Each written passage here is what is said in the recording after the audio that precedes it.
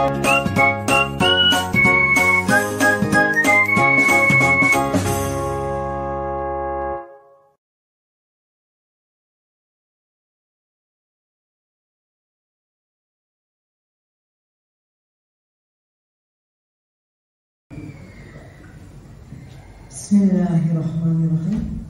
Acara diseminasi aksi nyata implementasi budaya positif di SMP Negeri 3 Jepara oleh Ibu Melia Arifianti SPD, calon guru penggerak Angkatan 7 Kabupaten Jepara, dimulai. Assalamualaikum warahmatullahi wabarakatuh. Yang terhormat Kepala SMP Negeri 3 Jepara, Bapak Eko Sulistiono, SPD MPD. Yang terhormat para Bapak dan Ibu Guru SMP Negeri 3 Jepara yang berbahagia, marilah di pagi yang cerah ini kita senantiasa mengucapkan puji syukur Alhamdulillah kehadirat Allah Subhanahu wa Ta'ala yang telah melimpahkan beberapa kenikmatan kepada kita berupa kesempatan dan kesehatan, sehingga pada saat ini dapat menghadiri acara diseminasi aksi nyata implementasi budaya positif di SMP Negeri 3 Jepara ini. Selanjutnya, sholawat dan salam kita haturkan kepada junjungan kita Nabi Agung Muhammad SAW. Semoga kita mendapatkan syaratnya di yaumil akhir. Amin. Allahumma amin. Sebelum acara kita awali, saya bacakan susunan acara sebagai berikut. Yang pertama, pembukaan. Yang kedua, sambutan kepala sekolah. Yang ketiga, acara inti. Dan 4, penutup. Agar acara demi acara berjalan dengan lancar, marilah acara ini kita buka dengan bacaan basmalah bersama-sama. Mari saya hantarkan. Bismillahirrahmanirrahim. Beranjak pada acara yang kedua adalah sambutan Kepala SMP Negeri 3 Jepara. Yang terhormat Bapak Eko Sulistiono, SPD MPD, dipersilakan.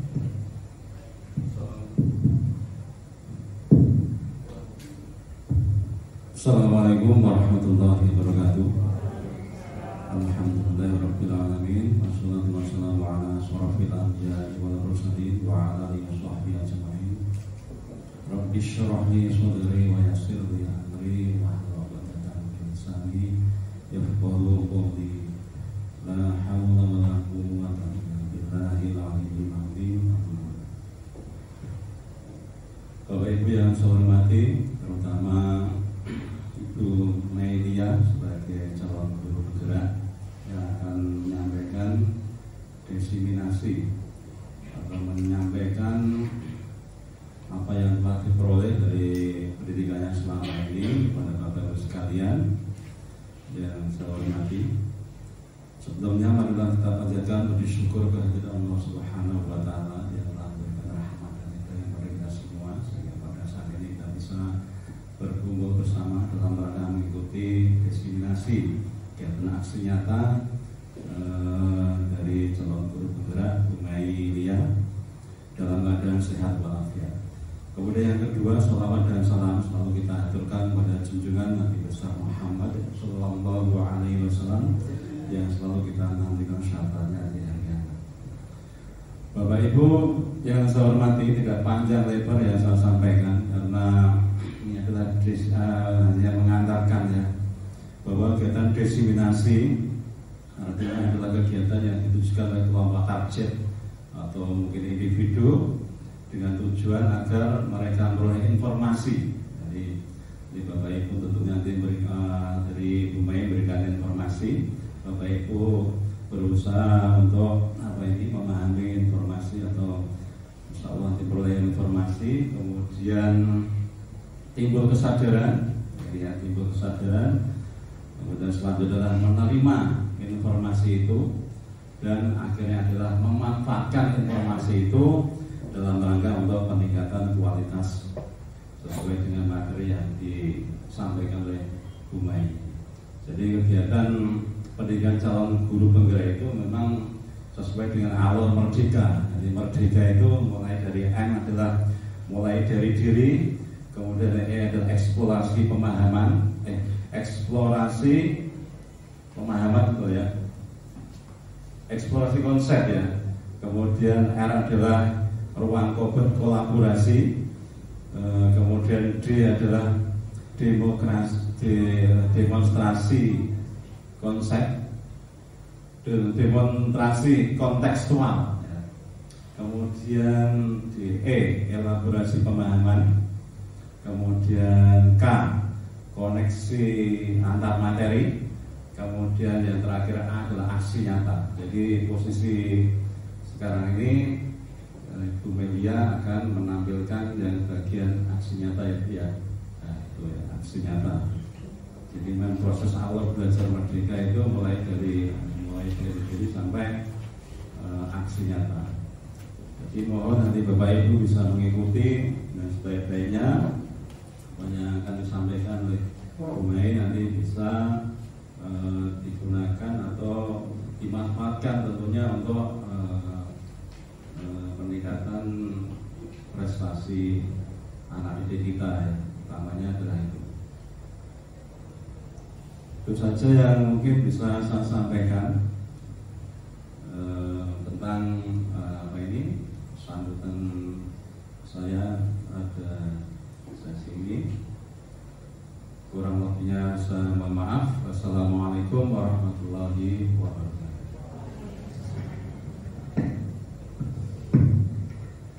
Terima kasih kepada Bapak Eko Sulistiono SPD yang telah memberikan banyak wawasan kepada kita. Acara yang ketiga adalah acara inti yang akan dipersembahkan oleh Ibu Melia Arifianti SPD. Kepadanya dipersilakan. Bismillahirrahmanirrahim. Assalamualaikum warahmatullahi wabarakatuh. Terima kasih untuk Ibu Pembawa acara yang telah memberikan kesempatan untuk saya. Yang terhormat Bapak Kepala SMP Negeri 3 Jepara, Bapak Eko Sulistiono SPD MPD. Yang terhormat dan saya sayangi Bapak Ibu Guru SMP Negeri 3 Jepara. Terima kasih untuk waktu yang telah diluangkan untuk kegiatan hari ini. Di tengah-tengah kesibukan Bapak Ibu Guru semuanya, menyempatkan waktunya untuk mengikuti kegiatan diseminasi aksi nyata dari implementasi budaya positif yang saya lakukan di SMP Negeri 3 Jepara. Kegiatan ini merupakan rangkaian dari kegiatan pendidikan guru penggerak yang saya ikuti. Jadi dalam kegiatan guru penggerak ini kami para calon guru penggerak mengikuti pembelajaran melalui daring dan luring. Jadi daring kegiatannya melalui e-learning yang disediakan oleh Kemendikbud. Jadi masing-masing dari calon guru penggerak bisa mengakses melalui akun masing-masing. Dalam LMS tersebut dibagi menjadi 3 modul. Kebetulan satu modul yang sudah saya jalani ini ada dibagi menjadi 4 lagi. Modul 1.1, 1.2 sampai 1.4. Nah, kegiatan diseminasi aksi nyata ini ada di modul 1.4. Dan karena kemarin ada off sebentar, jadi kegiatan untuk guru penggerak baru akan dimulai lagi pada awal Februari nanti. Nah, pada kegiatan hari ini, diseminasi aksi nyata implementasi budaya positif di SMP Negeri 3 Jepara ini, saya akan menyampaikan beberapa hal yang sudah saya dapatkan selama pendidikan guru penggerak ini. Jadi mungkin barangkali nanti Bapak Ibu Guru jadi tertarik untuk mengikuti kegiatan guru penggerak di angkatan berikutnya. Masih ada angkatan 9 dan angkatan 10 yang masih dalam tahap seleksi. Nah, pada kegiatan ini nanti sebelumnya saya bermatur dulu. Saya bukan merasa paling pintar di sini, saya bukan paling bisa di sini. Jadi nanti kita sharing di Bapak Ibu, karena budaya positif ini sudah sering kita lakukan setiap hari, apalagi untuk para guru senior. Pengalamannya sudah luar biasa, bertemu murid yang luar biasa macam-macam dan punya treatment sendiri untuk memperlakukan anak selayaknya anak, ngoten nggih Bapak Ibu. Jadi nanti saya hanya menyampaikan, mungkin ada hal-hal baru yang Bapak Ibu Guru mungkin belum pirsa nanti mungkin kita belajar sarang-sarang ngoten nggih.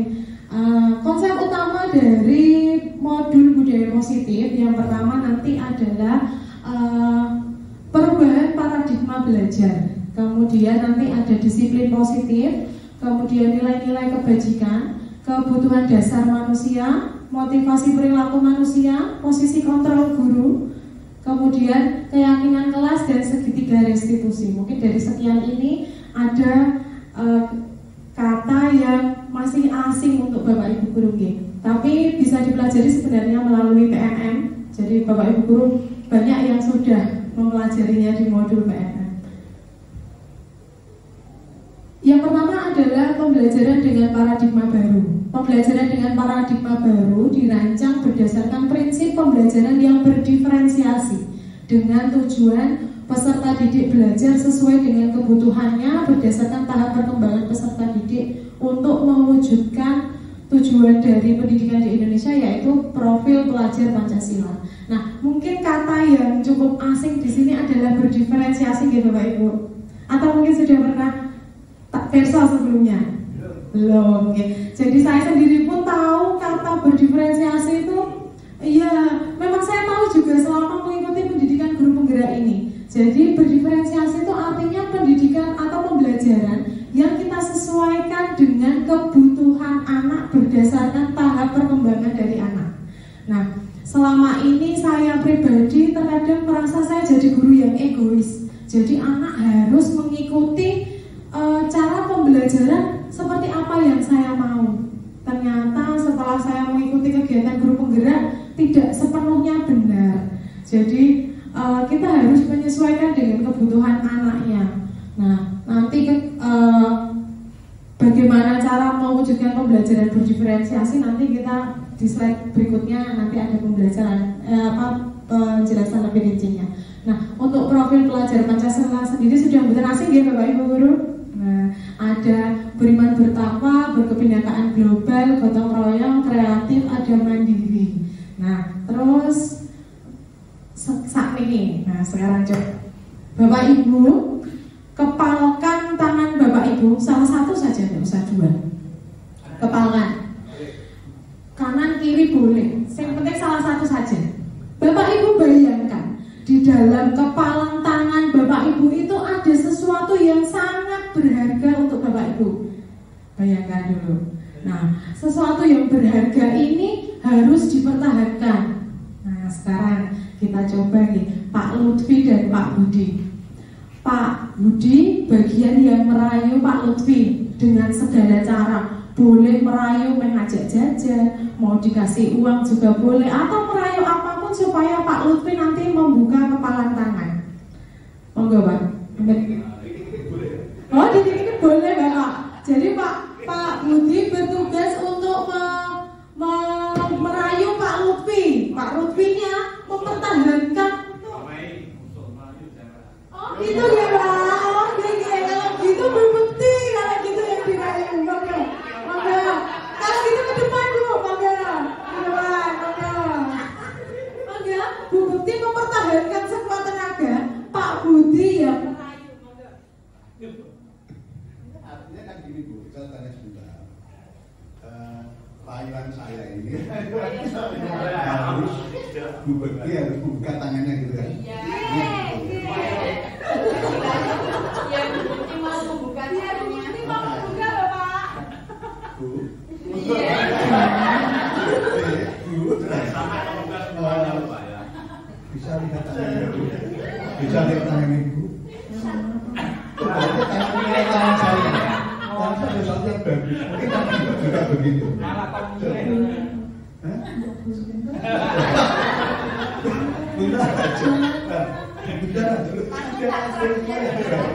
Nanti kalau memang di dalam tangan Ibu sama putri saya, nanti saya beri hadiah yang kurang. Nanti saya sendiri. Setelah tangan Ibu dibuka, Tidak mau hadiahnya apa berwujud atau tak berwujud Pak? nanti hadiahnya pokoknya luar biasa.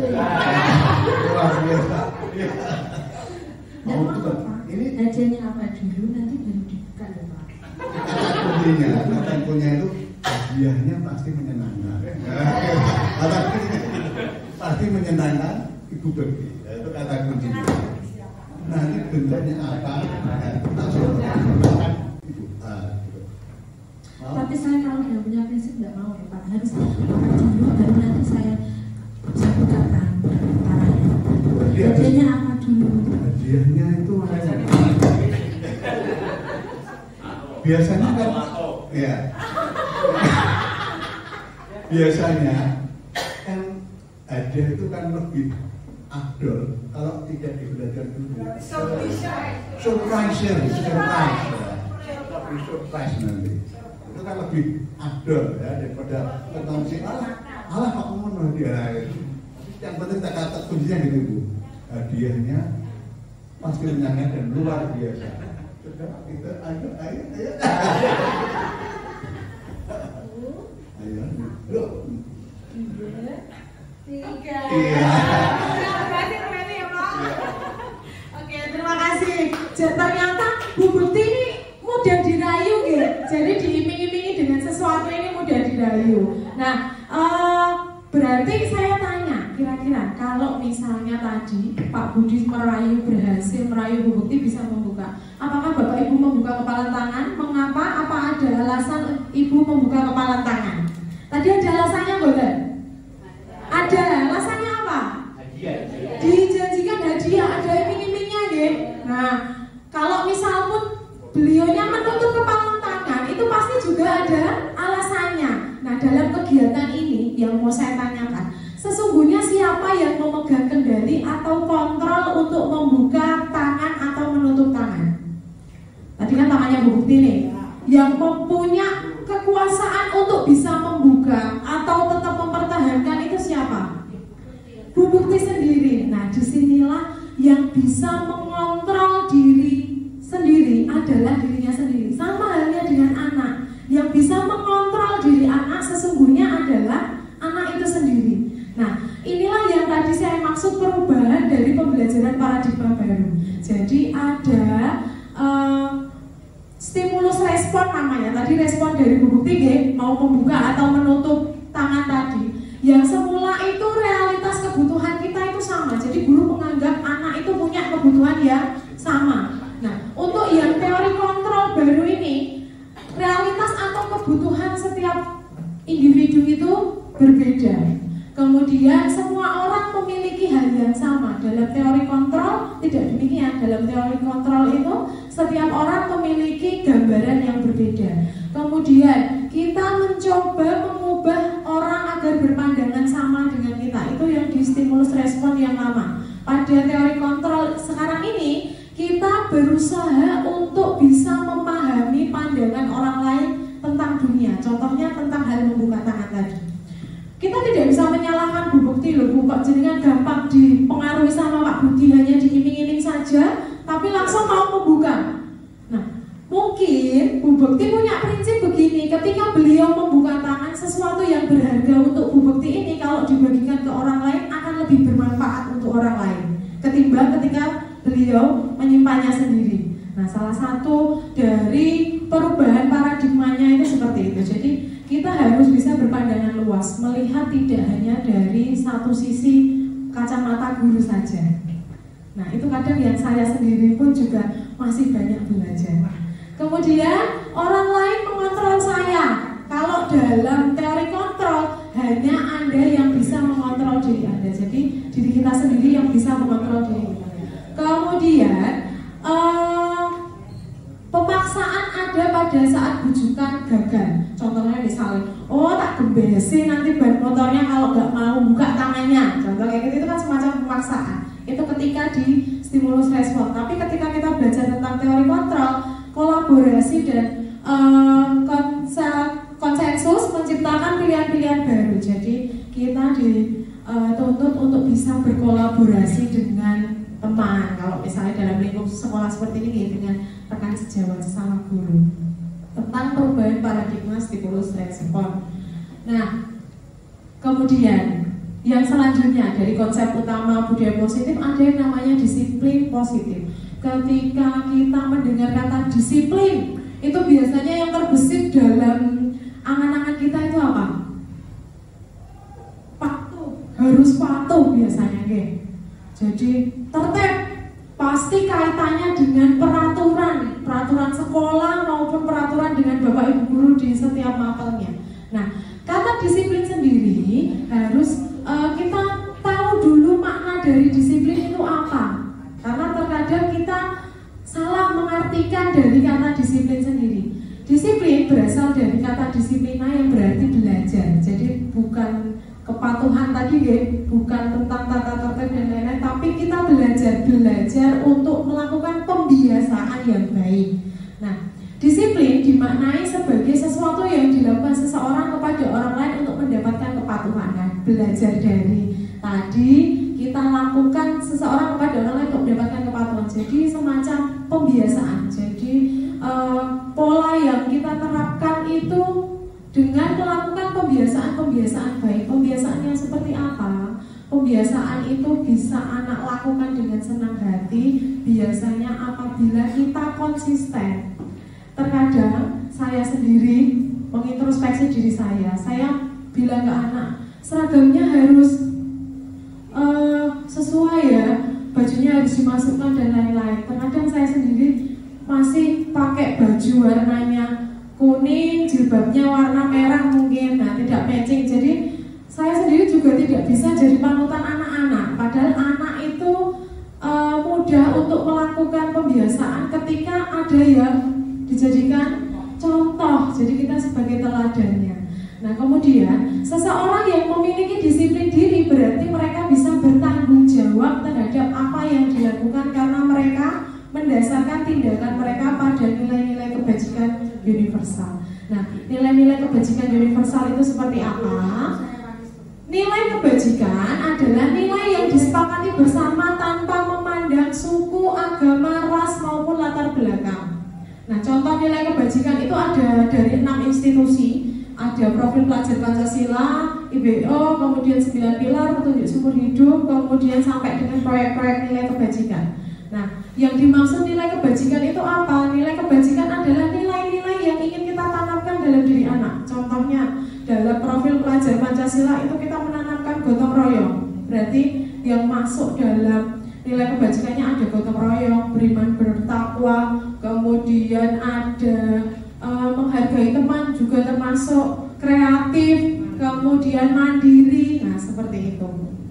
Itu tentang nilai-nilai kebajikan. Nah, kapan nilai kebajikan ini diterapkan? Setiap hari di sekolah. Contoh sederhananya, ketika masuk di kelas, saya yakin Bapak Ibu guru juga sudah melakukannya sebenarnya. Cuman memang tidak dibuat secara tertulis, hanya lisan saja. Membuat kesepakatan kelas. Nah, kesepakatan kelas ini sering saya dengar di kelas Bapak Ibu guru, tetapi memang tidak dituliskan secara tertulis dan ditempel dalam dinding, dalam kertas, kemudian ditempel di dinding supaya anak mengingatnya setiap hari. Tapi sebenarnya sudah dilakukan setiap hari. Nah, kenapa tujuannya kok tidak ditempel? Supaya anak setiap hari melihat sehingga ingat. Nah, kemudian dari konsep utama tadi, selain ada nilai-nilai kebajikan, ada juga yang namanya kebutuhan dasar manusia. Kalau kita bicara tentang kebutuhan dasar manusia, itu kebutuhannya apa kemauan Bapak Ibu? Nah, ada primer, sekunder, termasuk sandang, pangan, papan, gitu. Ada. Ternyata kalau di pendidikan guru penggerak, yang namanya kebutuhan dasar manusia itu tidak hanya sebatas yang tampak saja. Kebutuhan dasar manusia adalah segala sesuatu yang kita lakukan untuk mendapatkan apa yang kita inginkan. Seluruh tindakan yang kita lakukan memiliki tujuan tertentu, dan semua usaha terbaik yang kita lakukan adalah dalam rangka agar kebutuhan dasar kita tetap terpenuhi dengan baik. Nah, kebutuhan dasar manusia itu apa saja? Yang pertama, bertahan hidup. Kalau bertahan hidup itu termasuk makan tadi juga bertahan hidup, gitu. Lah, kalau berpasangan itu berarti kasih sayang dan rasa diterima. Nah, itu termasuk dalam kebutuhan dasar manusia. Oh, Pak Tupi belum ya? belum terpenuhi nih kebutuhan dasar manusia. OTW ya Pak. Nah, kemudian ada kemudian kebebasan dan kesenangan. Nah, kadang anak-anak yang istimewa-istimewa di kelas itu terkadang anak itu tidak mematuhi perintah. Contoh misalnya saya suruh mengerjakan PR ternyata nggak pernah dikerjakan. Kalaupun misal mengerjakan ya hanya ditulis soalnya saja. Nah, bisa jadi anak itu sedang mencari kebutuhan dasar manusianya yang belum terpenuhi. Salah satunya misalnya tentang kasih sayang dan rasa diterima. Misalnya dia ternyata di rumah itu anak broken home misalnya. Nah, dia di sekolah butuh perhatian kita. Nah, mungkin kebutuhan dasar yang belum terpenuhi adalah kasih sayangnya. Terus ada misalnya yang pengen ngegeng di sekolah, jadi pengen terlihat paling hebat di sekolah. Anak-anak kan ada yang seperti itu, kayak gelutan dan lain-lain. Nah, bisa jadi dia sedang mengejar kebutuhan dasar dari penguasaannya. Atau mungkin ada anak yang pembelajaran jam saya tidur. Nah, kita tidak bisa sepenuhnya menyalahkan anak itu. Bisa jadi dia tidur itu karena pembelajaran saya memang membosankan, malah ngantuk. Nah, berarti dia tidak senang dengan saya, kebutuhan dasar kesenangannya tidak terpenuhi. Nah, berarti nanti harus dipenuhi semua, ya Bu. Idealnya seperti itu. Idealnya memang seperti itu. Tapi kalau ternyata kok belum bisa, ya sambil berproses lah. Namanya juga kita belajar, gitu. Belajar sama-sama. Bebas, terlalu bebas ya Pak. Nah, mungkin kebebasan tadi, anak-anak tuh kadang pakai seragamnya tidak sesuai aturan. Nah, dia baru mengejar kepuasan atau kebutuhan dasar kebebasannya. Dia pengen bebas, pengen sekarang-karang. Nah, tugas kita seperti yang diingatkan kayak Bu Tati tadi. Kalian untuk kelas 9 silakan masuk nih ganti. Jadi bebas boleh, tapi harus bertanggung jawab. Jadi bebasnya masih dalam taraf bebas yang positif ya Bu. Nah, makanya bahasa di sini tuh budaya positif. Silakan masuk ke ruangan karena ada. Kemudian ada yang namanya motivasi perilaku manusia. Kalau kita mau melakukan sesuatu itu kan pasti ada motivasi dari kita mau melakukannya itu apa. Nah, motivasi merupakan suatu dorongan yang timbul pada diri seseorang, baik secara sadar atau tidak sadar, untuk melakukan suatu tindakan dengan tujuan tertentu. Ada 3 motivasi perilaku manusia. Yang pertama, menghindari ketidaknyamanan atau hukuman. Nah, terkadang anak mengerjakan PR pun motivasinya karena wedi sama gurunya. Nah, takut sama Bu Mei, kalau dimarahi sama Bu Mei misalnya. Nah, berarti dia melakukannya motivasinya yang muncul dari luar, motivasi ekstrinsipnya. Bimbingan pembelajaran. Kemudian yang kedua, mendapatkan imbalan atau penghargaan dari orang lain. Nah, ini juga dari luar atau namanya motivasi eksternal. Nah, ternyata setelah saya mengikuti kegiatan pendidikan guru penggerak ini, saya baru tahu bahwa penghargaan dan imbalan itu jangka panjangnya tidak baik untuk siswa. Selama ini saya berpikir bahwa ngasih hadiah ke anak, walaupun hanya coklat misalnya, ataupun dibuat bintang, dikasih anak, dikasih bintang-bintang di bukunya, itu akan meningkatkan semangat belajar anak. Ternyata jangka panjangnya tidak seperti itu. Justru anak hanya akan melakukan hal baik ketika dia hanya mendapatkan hadiah. Kalau tidak, ya tidak. Nah, itu jangka panjangnya seperti itu. Nah, maka ketika kita menerapkan imbalan atau penghargaan ini, ternyata itu berdampak secara psikologi anak jangkanya jauh lebih panjang, dan nanti efeknya jauh lebih kurang baik ketimbang kita memberikan hukuman. Nah, hukuman sendiri kan kita tahu juga tidak begitu efektif, ya. Jadi nanti anak hanya akan melakukannya takut nanti kalau misalnya disuruh berdiri di depan kelas atau disuruh mengerjakan 10 kali lipat dan lain-lain. Nah, yang ketiga ini, nah ini yang saya pun masih dalam tahap belajar menjadi orang yang mereka inginkan dan menghargai diri sendiri dengan nilai-nilai yang mereka percaya. Ini yang disebut motivasi intrinsik. Jadi motivasi yang timbul dari dalam diri anak. Jadi anak melakukan itu karena memang mereka mau dan pengen menghargai dirinya sendiri. Nah, yang kita lakukan gimana berarti Bu Mei? Ya, berarti kita harus bisa meningkatkan motivasi dari anak ketika supaya anak itu suka dengan pelajaran kita tanpa harus kita menghukum atau ngiming-ngimingi anak dengan dapat hadiah itu apa nggih? Nah, bisa jadi dengan misalnya membuat inovasi-inovasi pembelajaran semacam games ataupun buat media-media yang menurut anak menarik. Tidak harus setiap hari sebenarnya, tapi itu mungkin bisa jadi selingan. Karena terkadang saya sendiri merasa jadi guru gitu. Nah, jelaskan terus siswa bosan karena dijelaskan anak dia juga tidak paham. Nah, makanya mungkin butuh inovasi-inovasi supaya kita pembelajarannya bisa memunculkan motivasi intrinsik ini tadi. Kemudian hubungan dengan motivasi tadi ada namanya teori hukuman, konsekuensi, dan restitusi. Kalau hukuman dan konsekuensi saya yakin Bapak Ibu guru sudah bersama ya. Nah, hukuman bersifat tidak terencana atau tiba-tiba murid tidak tahu apa yang akan terjadi dan tidak dilibatkan. Jadi biasanya yang menentukan hukumannya apa itu hanya gurunya. Si murid hanya melaksanakan apa yang diberitakan oleh gurunya. Kemudian hukuman bersifat satu arah, guru yang memberikan dan murid hanya menerima. Jadi tidak ada kesepakatan sebelumnya. Hukuman diberikan bisa berupa fisik maupun psikis. Nah, yang bahaya itu justru malah yang psikis. Nah, psikis itu kalau merusak psikis anak itu jangkanya panjang dan biasanya membekas dalam ingatan anak. Kemudian ada yang namanya konsekuensi. Kalau konsekuensi ini lebih sebenarnya agak sedikit lebih manusiawi. Sudah direncanakan atau sudah disepakati. Jadi anak tahu ketika dia melanggar apa yang akan diterimanya. Murid tetap dibuat tidak nyaman untuk jangka waktu pendek. Biasanya kalau seperti ini contohnya, nggak kerjakan matematika, PR-nya saya suruh mengerjakan 3 kali lipat waktu istirahat. Kalau nggak boleh harus dikumpulkan. Jadi nanti anak nggak usah istirahat. Nah, itu kan jangka pendeknya anak merasa nggak nyaman, harus mengerjakan tugasnya, posisi perut lapar misalnya.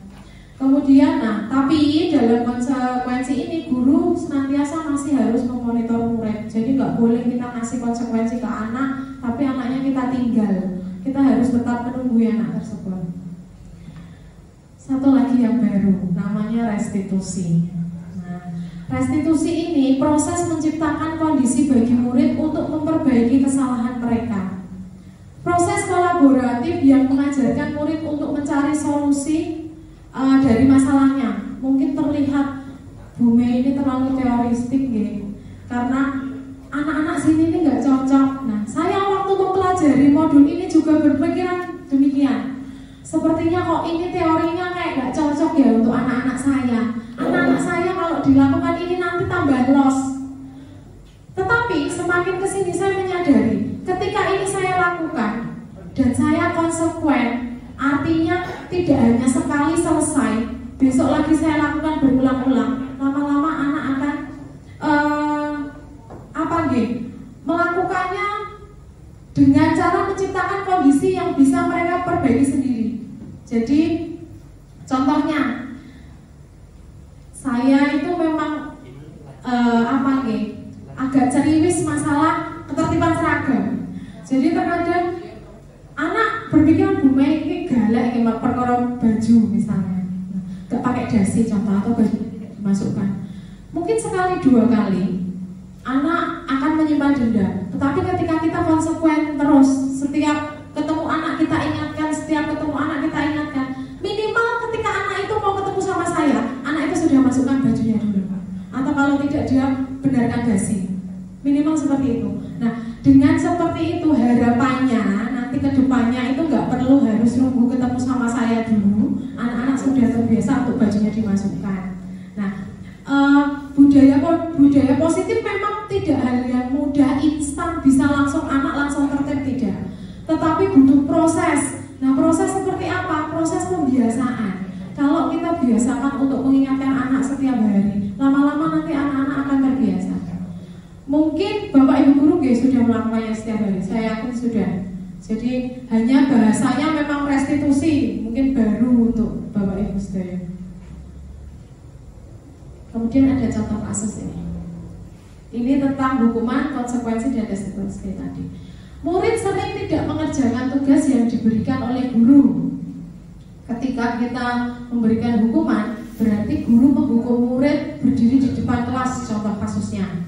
Kemudian murid menyimpan dendam dan memiliki rasa takut pada gurunya. Biasanya begitu, kalau misalnya nggak ngerjakan terus disuruh berdiri di depan, besok lagi mesti takut. Apalagi kalau misalnya ngomongnya sambil ngegas, biasanya anaknya agak sedikit takut. Kemudian kalau dalam konsekuensi, guru memberikan konsekuensi untuk mengerjakan tugas sebanyak 3 kali lipat pada saat jam istirahat. Contohnya begitu. Tetapi ini pun juga harus sudah kita sampaikan ke anak. Kalau nanti tidak mengerjakan, berarti nanti harus mengerjakannya 3 kali lipat seperti itu. Itu konsekuensinya. Guru tegas dan murid menghormati peraturannya. Lebih ini kalau konsekuensi itu biasanya murid tidak mendendam kepada kita, tapi kalau kita memberikan hukuman itu membekas dalam hati anak. Nah, kalau restitusi, guru menanyakan keyakinan kelas apa yang dilanggar, menanyakan penyelesaian atas masalahnya. Contohnya begini, misalnya anak nggak mengerjakan tugas, kita tanya kenapa anak nggak mengerjakan tugas. Sebelumnya harus sudah diperkenalkan tentang keyakinan kelas dulu. Kira-kira kalau nggak mengerjakan tugas seperti ini, keyakinan kelas apa yang kamu langgar? Misalnya disiplin, ataupun tanggung jawab. Itu penting nggak untuk kamu? Biasanya anak jawab penting, Bu. Nah, kalau penting, kira-kira kalau kamu sudah tahu kamu melanggarnya, kedepannya mau seperti apa? Solusinya apa yang akan kamu lakukan? Nah, itu restitusi. Guru terbuka dan murid lebih menghormati dirinya dan orang lain. Jadi memang tujuannya memang biar anak lebih memanusiakan dirinya dan memanusiakan orang lain.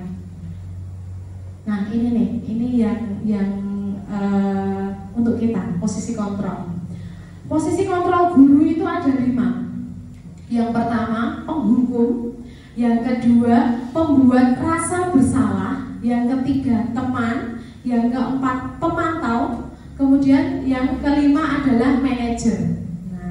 Ini kalau kira-kira sebelum saya jelaskan, Bapak Ibu guru ini ada di posisi mana ini? Nah, kalau saya pribadi, kadang ya penghukum, kadang ya teman, kadang ya pembuat rasa bersalah, kadang pemantau. Tapi kalau manajer ini masih belajar, kayaknya belum saya, masih belajar. Contoh penerapannya gitu, penghukum itu yang seperti apa? Kasusnya si Adi ini terlambat datang ke sekolah. Ketika di penghukum, biasanya guru itu berbicara kepada anak dengan nada yang tinggi, disertai dengan nunjuk-nunjuk misalnya, atau mungkin loyor-loyor kepala juga bisa. Nah, terlambat lagi, pasti terlambat lagi, selalu datang terlambat. Kapan bisa datang tepat waktu? Nah, biasanya agak ngegas kayak gitu ya. Nah, ini ada di posisi penghukum. Kalau yang pembuat rasa bersalah itu biasanya kita mengkaitkannya dengan orang tua kadang-kadang. Kalau saya pribadi, kamu nggak kasihan sama orang tuamu, biasanya gitu. Nah, itu pembuat rasa bersalah. Adik, kamu ini bagaimana? Kamu sudah berjanji dengan ibu tidak akan terlambat lagi. Kamu kenapa ya senang sekali mengecewakan ibu? Ibu benar-benar kecewa sekali dengan kamu. Nah, itu membuat rasa bersalah. Biasanya nadanya lebih lembut dan memelas agak memelas. Kalau saya pribadi biasanya gini, kamu gak kasihan sama orang tuamu sudah capek-capek cari uang buat nyekolah, kok kamu sekolah kayak gini. Nah, itu ternyata kita ada di posisi pembuat rasa bersalah. Kemudian posisi yang ketiga, posisi teman. Nah, ini sambil agak senyum-senyum sama anak.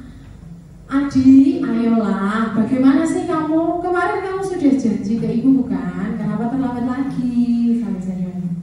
Kemudian ya sudah, gak apa-apa, duduk dulu sana, nanti ibu guru bantu. Kamu ini ya. Nah, biasanya kalau misalnya teman ini juga ada positif negatifnya, Positifnya mungkin anak merasa nyaman, lebih dihargai ketimbang ada di posisi penghukum maupun di posisi pembuat rasa bersalah.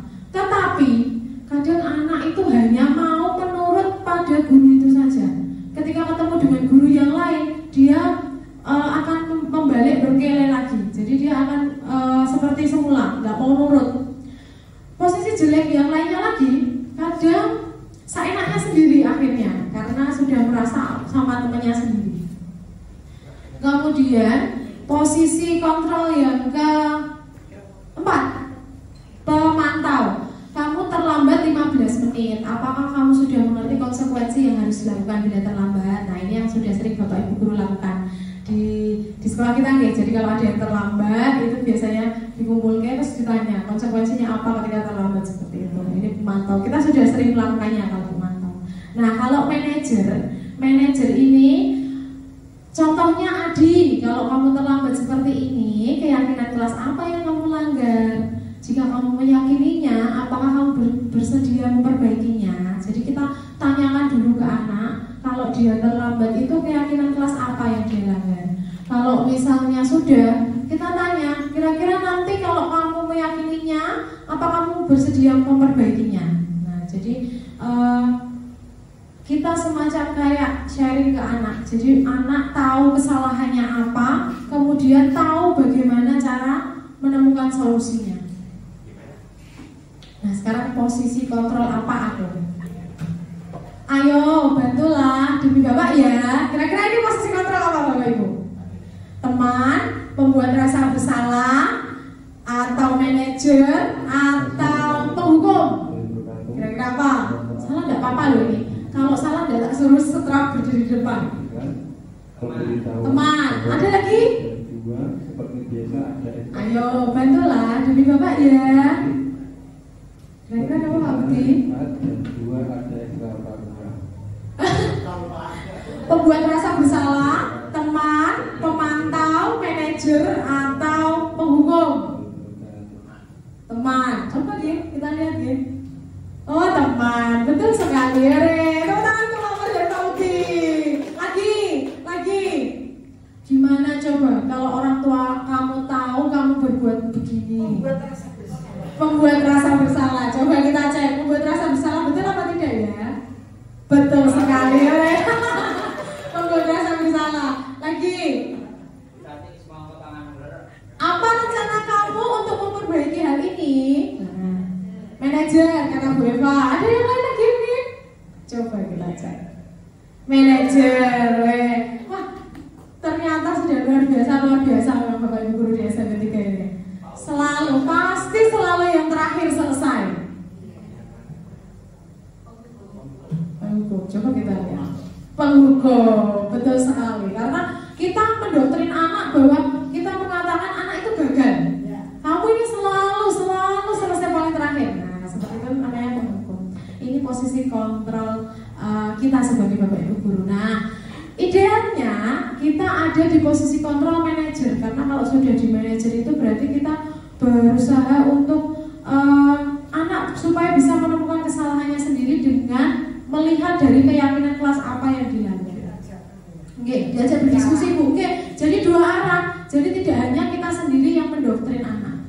Nah, dari tadi saya sebutkan keyakinan kelas, keyakinan kelas itu seperti apa? Mengapa keyakinan kelas? Mengapa bukan peraturan kelas? Jujur, saya tahu bahasa keyakinan kelas itu juga selama mengikuti kegiatan program guru penggerak. Nah, kalau selama ini kan yang kita tahu peraturan Ada yang mengatakan kesepakatan kelas. Betul sekali Pak. Keyakinan kelas itu sama dengan kesepakatan kelas. Jadi intinya yang membuat itu keseluruhan. Jadi berdasarkan kesepakatan bersama, tidak hanya satu arah. Nah, selama ini kalau seperti peraturan kelas misalnya, itu kan hanya satu arah. Jadi kita yang menentukan misalnya peraturannya apa. Nah, kalau keyakinan kelas, biar anak menemukan sendiri. Bagaimana caranya? Nah, sebelum kita tahu bagaimana cara membuat keyakinan kelas, ini perbedaan antara keyakinan kelas dengan peraturan kelas. Keyakinan kelas bersifat lebih abstrak daripada peraturan yang lebih rinci dan konkret. Keyakinan kelas berupa pertanyaan-pertanyaan universal. Pernyataan keyakinan kelas senantiasa dibuat dalam bentuk positif. Nah, ini sudah saya lakukan kemarin, saya coba di kelas 9G kebetulan waktu jam pelajaran saya. Siapa yang melakukan keyakinan kelas ini bisa guru mata pelajaran. Jadi kalau guru mapel itu kaitannya dengan keyakinan kelas dalam mapelnya, atau bisa oleh wali kelas. Kalau wali kelas itu berlaku termasuk tentang kebersihan kelas dan lain-lain. Itu secara umum kalau yang membuat wali kelas dan anak-anak. Kemudian pembentukan keyakinan kelas, keyakinan bersifat lebih abstrak daripada peraturan yang lebih rinci tadi. Keyakinan kelas berupa pernyataan-pernyataan dibuat dalam bentuk positif, hendaknya tidak terlalu banyak. Jadi kata-katanya yang mudah diingat oleh anak, supaya anak tahu, saya harus disiplin waktu misalnya. Itu kan sederhana, disiplin waktu. Kalau dulu kan dalam peraturan hadir 15 menit sebelum bel pelajaran dimulai. Nah, mungkin bisa disingkat disiplin waktu. Itu namanya kontrak belajar. Iya, betul. Kontrak belajar. Artinya kita sebelum memulai pembelajaran kita membuat kontrak belajar, kesepakatan yang harus dilakukan oleh guru dan siswa. Iya, laras Pak. Betul memang. Sebenarnya memang ini sudah biasa kita lakukan Bapak Ibu, tapi seperti yang di awal saya sampaikan tadi, kita hanya lisan saja. Jadi kita membuat kesepakatan atau kontrak belajarnya secara lisan, tidak tertulis. Nah, sebaiknya tertulis supaya anak bisa tahu keyakinannya apa. Bikinnya sederhana Bapak Ibu sebenarnya. Jenengan hanya perlu sticky note atau kertas yang bisa ditempel nih loh. Nah, itu biar anak menuliskan kira-kira kelas impiannya seperti apa. Kelas impian yang dimaksud adalah dalam hal positif seperti apa. Nah, nanti kita bisa tarik garis besarnya. Contoh misalnya anak-anak pengen kelas yang bersih, yang nyaman. Misalnya kalau bersih dan nyaman kan berarti kaitannya harus rajin dibersihkan, membuang sampah pada tempatnya, seperti itu contohnya. Kemudian semua warga kelas hendaknya ikut berkontribusi dalam pembuatan keyakinan kelas lewat kegiatan curah pendapat. Nah, ini yang lewat sticky note tadi. Kemudian bersedia meninjau kembali keyakinan kelas dari waktu ke waktu. Jadi tidak serta-merta membuat keyakinan kelas ya sudah itu berarti berlaku untuk seterusnya, tidak. Jadi kita harus menyesuaikan dengan perkembangan zaman. Contoh sederhana misalnya, saat ini kan anak memang tidak diizinkan untuk membawa gadget ya. Tapi kita tidak tahu untuk kedepannya justru malah anak absen melalui gadget dan lain-lain. Jadi kita harus menyesuaikan dengan perkembangan zamannya begitu. Jadi tidak selalu peraturan itu harus sama dari tahun ke tahun. Oke, terus. Nah, ini saya sudah melakukannya aksi nyata dalam penyusunan keyakinan kelas ini yang saya butuhkan. Kertas untuk menuliskan keyakinan kelasnya, kemudian ini untuk kertas tempel sticky note-nya. Nah, sebelum melakukan keyakinan kelas, saya jelaskan dulu ke anak keyakinan kelas itu seperti apa. Kemudian bedanya dengan peraturan kelas itu seperti apa. Selanjutnya, saya mengarahkan atau meminta anak untuk melakukan menuliskan kelas impiannya. Dengan catatan, ketika anak menuliskan kelas impiannya, berarti nanti ada solusi bagaimana cara mewujudkan kelas impiannya. Nah, maka masing-masing anak ini saya bagi dua sticky note dengan warna yang berbeda. Yang satu untuk kelas impiannya, yang satu untuk bagaimana mewujudkannya. Kemudian satu persatu dari anak itu menempel pada papan tulis. Jadi papan yang disediakan boleh, atau kalau saya sih karena nyari praktisnya jadi pakai papan tulis saja, ditempel di sini. Nah, ini ada tulisan-tulisan anak, satu kelas semuanya harus menuliskan. Tidak boleh ada yang hanya nimbrung ke teman-temannya. Yang merah ini untuk kelas impiannya, yang kuning ini untuk bagaimana mewujudkan kelas impiannya. Nah, kemarin saya bacakan satu-satu. Jadi menurut si A, dia kelas impiannya seperti ini. Bagaimana mewujudkannya saya baca. Kemudian dan seterusnya sampai 29 siswa. Kemudian ditarik garis besar, ternyata yang diambil itu dari nilai-nilai kebajikan tadi ada tentang menghormati dan menghargai, kemudian ada tentang tanggung jawab, dan yang ketiga tentang disiplin. Nah, ini pengambilan kesimpulan dari mau menuliskan keyakinan kelasnya. Nah, ini anak sendiri yang menuliskan keyakinan kelasnya. Jadi keyakinan kelas apa yang ingin disepakati.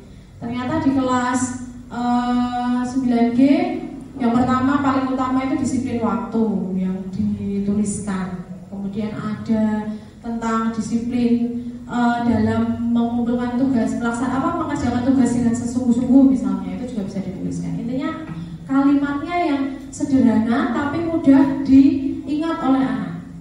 Selanjutnya setelah anak menuliskan ini, ini hasil kesepakatan satu kelas nih. Jadi anak-anak harus menandatanganinya. Tanda tangan. Jadi ada tanda tangan anak sejumlah 29 anak tanda tangan. Kemudian ada tanda tangan saya. Sebenarnya kalau ini untuk guru mapel bisa minta tanda tangan dari wali kelas. Nah kebetulan karena 9G ini wali kelasnya saya sendiri, jadi tanda tangannya hanya saya sendiri. Kadang ada yang untuk kesepakatan mapel boleh. Berarti bisa berguru kan mapelnya beda. Nggih, bisa. Boleh Bu, sangat boleh. Justru malah kalau saya lihat ya, ketika anak menempel-nempel keyakinan kelas seperti itu, kelasnya kan juga terlihat tidak kosong Bu. Jadi ada yang bisa dibaca oleh anak.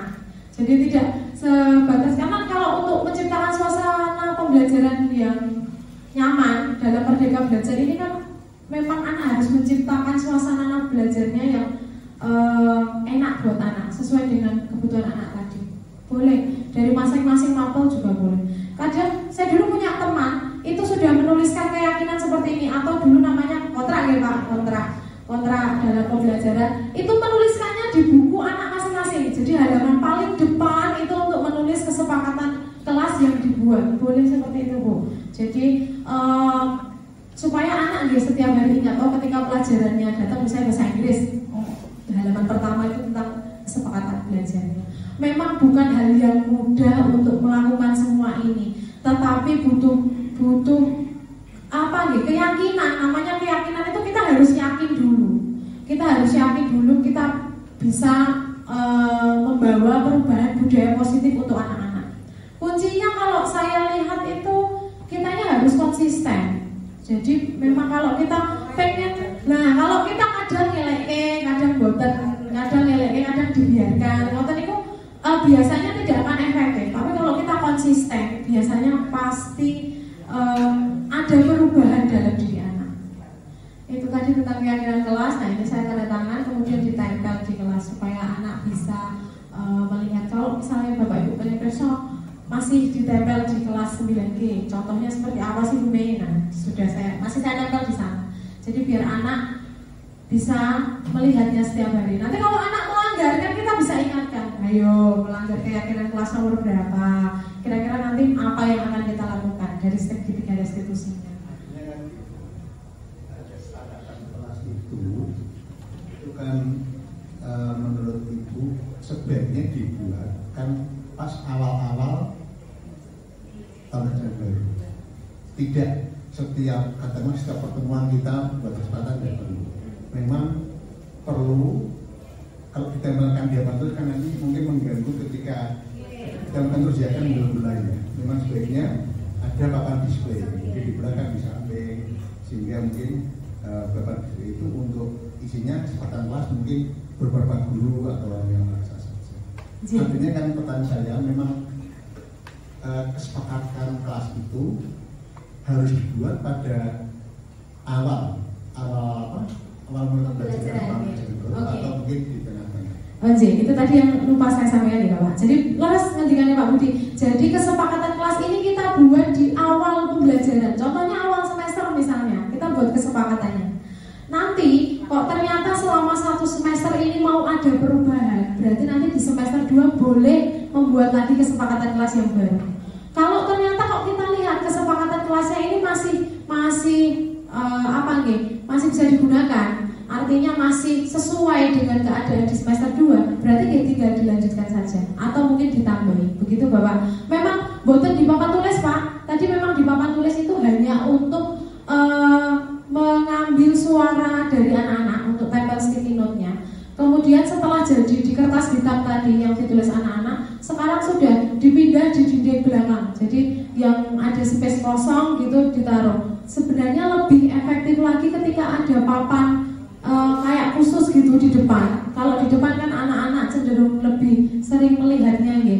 Ada yang seperti itu. Ada yang sekolah lain itu modelnya dibuat niki Pak, kayak semacam banner gitu, MMT atau apa gitu ditempel di dinding-dinding juga ada.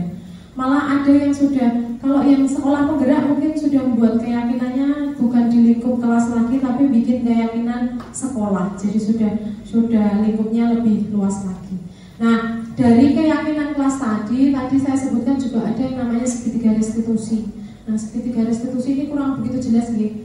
Nah, ada 3 hal yang tertulis dalam segitiga restitusi ini.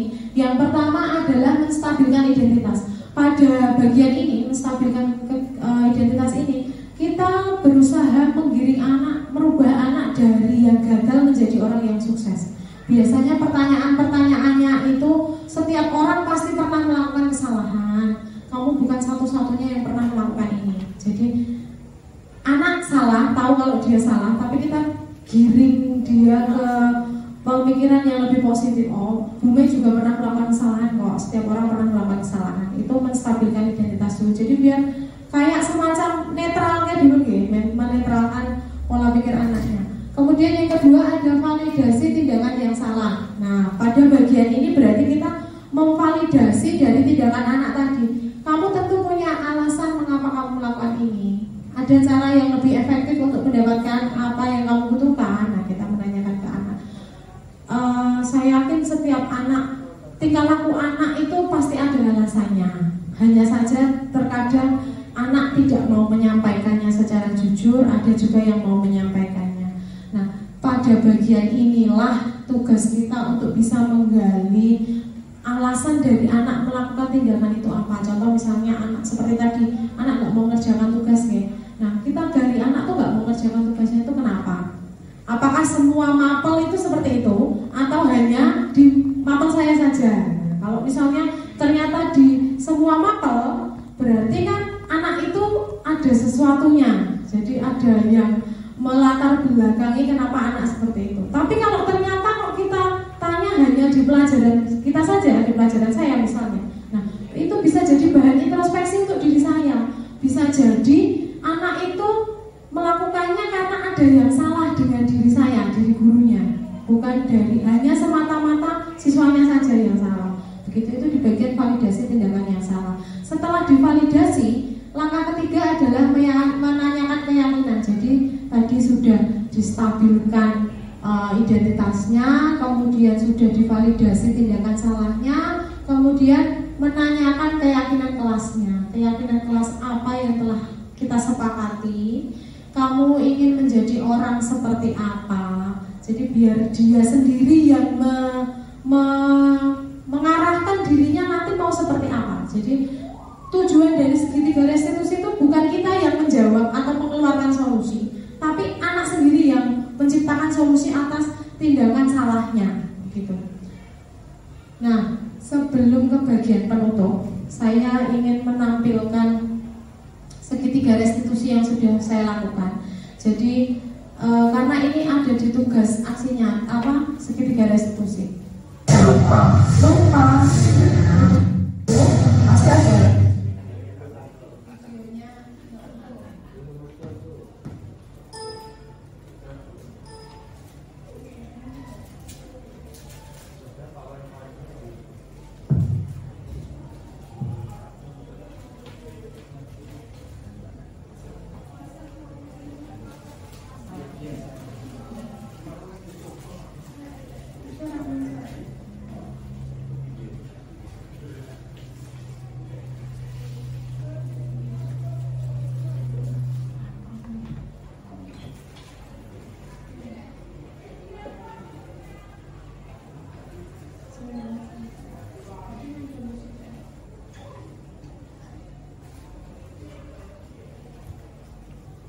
Jadi nggak muncul.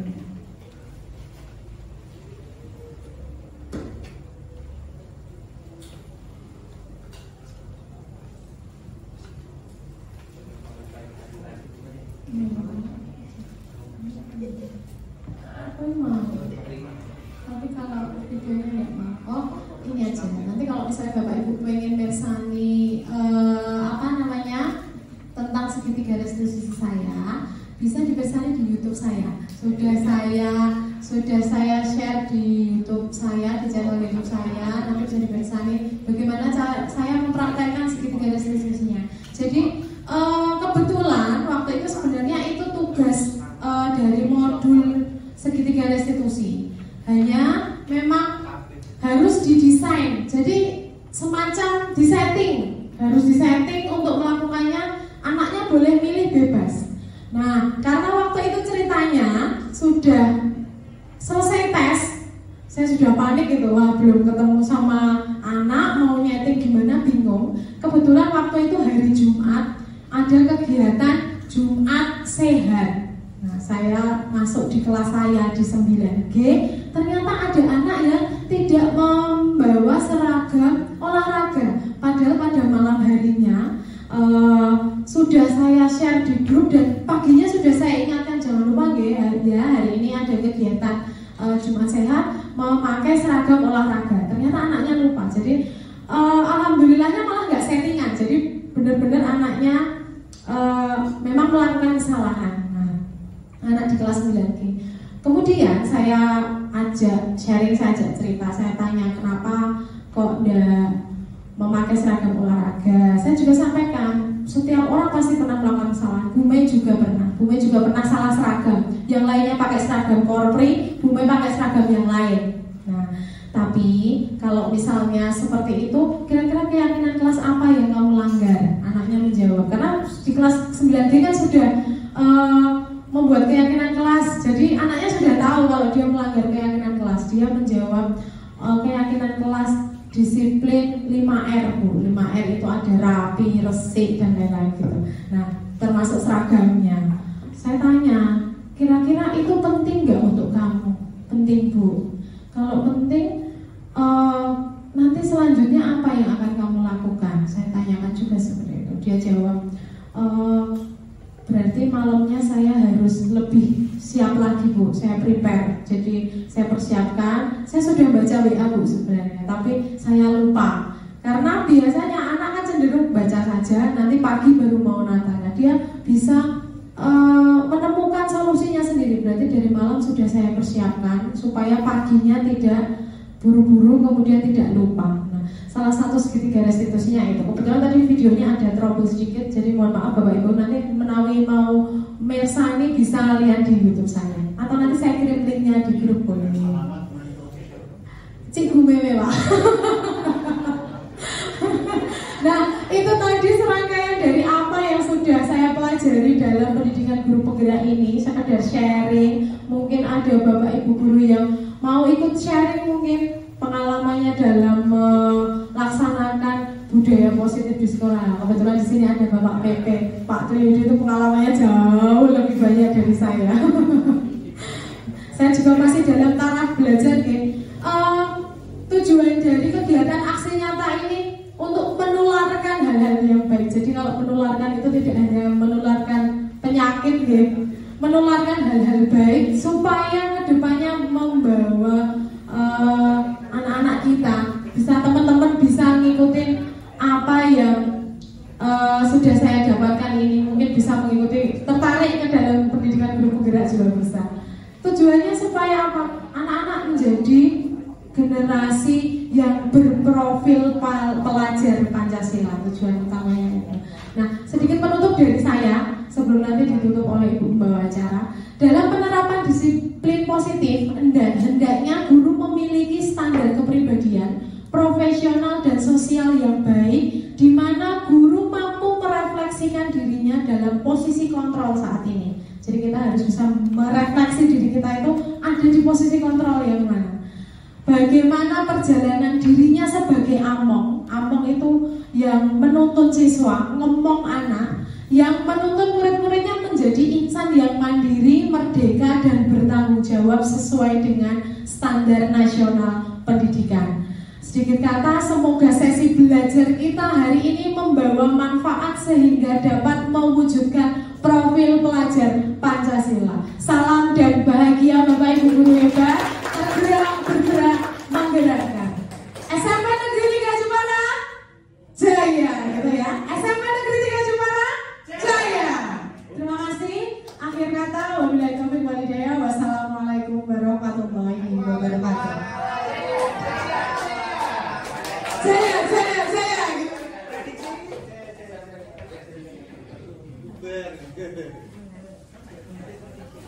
Demikianlah tadi acara ini diseminasi aksi nyata dari Ibu Mei yang betul-betul orangnya semangat. Terima kasih, kami betul-betul mendapat ilmu yang baru. Semoga kita bisa manfaatkan apa yang tadi disampaikan oleh Ibu Mei, sehingga kita bisa mengantarkan anak-anak kita menuju generasi profil pelajar Pancasila. Dan tidak lupa kita doakan Bu Mei dari calon guru penggerak menjadi guru penggerak yang hebat. Terima kasih. Sebelum acara ini kita tutup, saya selaku pembawa acara, apabila dalam membawakan acara ada hal-hal yang kurang berkenan, saya mohon maaf. Dan marilah acara ini kita tutup dengan bacaan hamdalah bersama-sama.